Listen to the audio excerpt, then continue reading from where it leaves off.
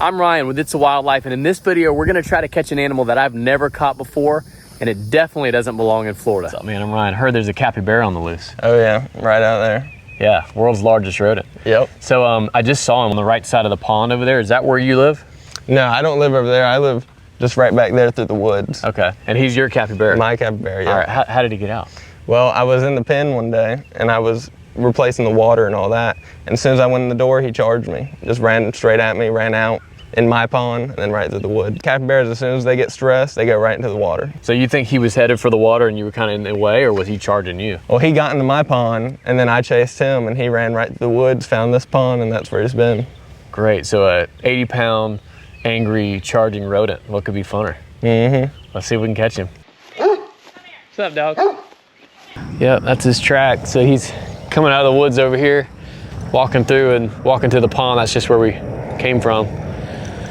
So we saw him. So, I mean, we know where he's at. We're trying to figure out where he hangs out the most. All right, well, we got a little bit of a game plan. So we'll set up a couple cameras, couple bait sites, see what comes and see where he's coming the most, and wherever he's the most comfortable, that's where we want to set a trap up. All right, we're setting up this Moultrie cell cam right here, and we'll be able to monitor this spot 24 hours a day. Anything walks in front of it, it's gonna send a picture straight to my cell phone.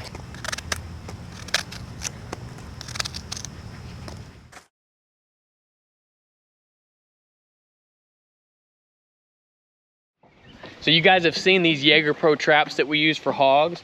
This is definitely gonna be the first time that we've ever used one for a capybara. So capybara can't dig and they can't climb. So this Jager Pro hog trap should work perfectly for catching them. Be a Bonnie and Clyde situation. You know what? About a 7-foot gator.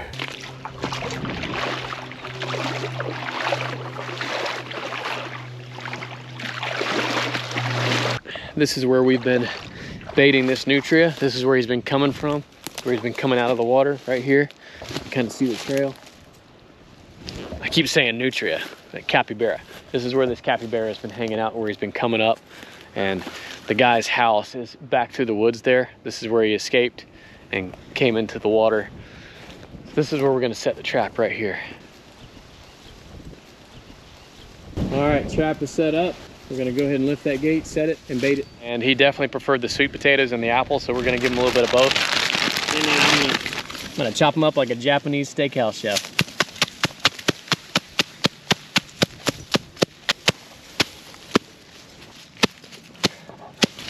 He's gonna enjoy that. Take some of these small pieces. Just kind of trail them in. There's so many different variables and so many different things to take into account. Wind direction. He's coming from this area. He's going from, there's a pond over here, pond behind me. He's just coming back and forth. And so I want that wind. If the wind is not in his face, if the wind is blowing this way, he's never gonna smell the bait.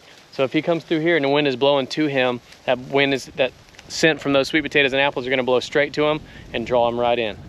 All right, you can't make this stuff up. So me and Glory Ann are actually headed to Punta Cana in the Dominican Republic tomorrow morning for our anniversary.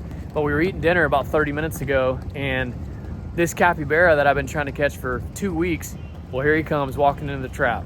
I can't just wait until I get back in town. We've got to catch this critter. It's a highly invasive, non-native, the world's largest rodent that would thrive here in Florida, semi-aquatic rodent. I had to shut the gate. Well, we're gonna have to put our luggage in here and then head to the trap and get him out tonight, get him back in his enclosure. So wildlife never sleeps. We got an early flight in the morning, but looks like we're gonna have a late night. All right, so basically JEA, Jacksonville Electric Authority, the electric company has to let us in because this is JEA property. So they've got to let us in and escort us back in here. But we've got the owner of the animal, we've got JEA, we've got Michael, my field technician, and we got Glory Ann. Says I'm gonna send her in there, let her wrangle him. We got plenty of hands. I don't think it's gonna be that hard to get him into this dog kennel and then get him taken back to his enclosure where he belongs. I'm like, what the heck is a capybara? So I have to look it up. It's like, oh, that's what it is. Put it where like in the corner and I do it without the leg.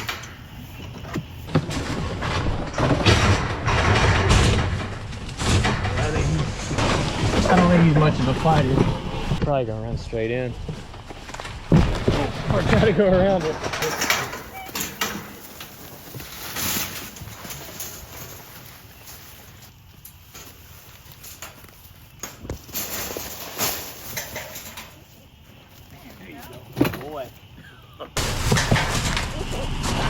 There you go. Good boy. Perfect. You got zip ties? All right, let me go grab it. Good boy.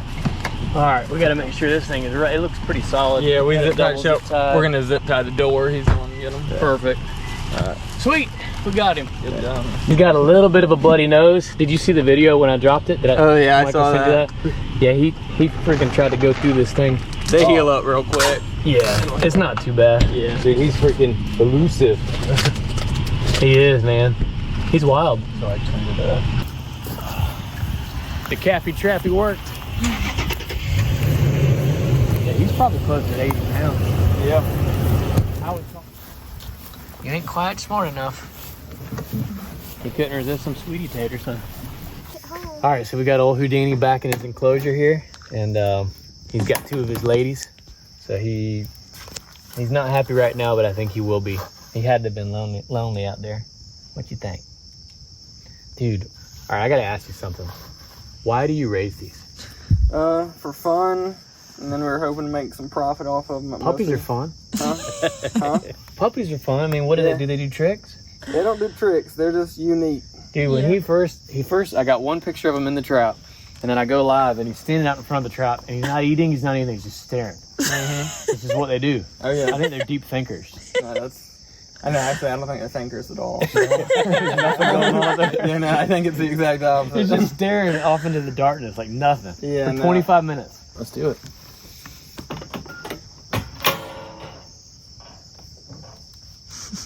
You just gotta sit there and keep thinking. Yeah. Or not thinking. Going out, buddy. You're home. But Like I've been through a lot. come on out. There you go. Eat that carrot. Boy. He knows he's contained now. Oh, he knows he's sniffing that carrot. Been out for 3 months. Florida Fish and Wildlife tried to get him. They couldn't do it. They couldn't do it. Well, they gave us the ultimatum: either kill them or get them trapped. Yeah. So we figured we'd try to trap them first. So even though he was raised, or he's been with that female for 2 years, he hasn't seen her in 3 months. So they're doing like a territorial display where they just chomp their teeth. They really don't think much, do they? They just chomp their teeth at each other. And Yeah. Sponging noise. maybe we should get some. Seems like a real blast. Yeah.